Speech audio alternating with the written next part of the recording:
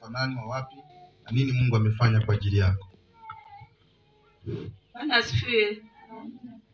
Mimi mtu wa Buimba, Dafroza William Kiangala.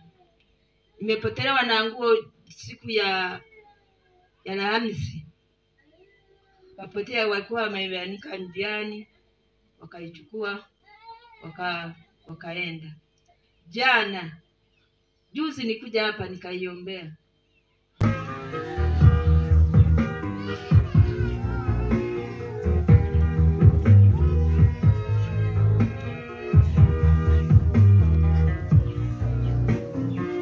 Jana nimekuja nikanua chumvi hapa, nikapewa, kaanza kukoka.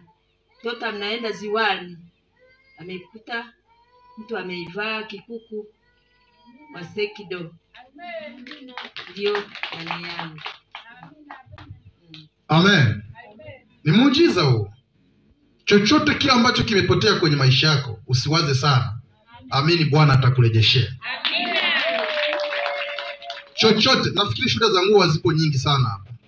Nguo yako hata kama ipotea miaka 10 iliyopita, jenga imani kidogo, lazima irejee na itapatikana, nakwambia. Usipoikuta njiani, wataileta moja kwa moja mpaka nyumbani. Na itakasa kwa mamlaka na kwa uweza na kwa upako wa Roho Mtakatifu. Makusudio yote nabatisha, bali neema ikatawale kuanzia sasa.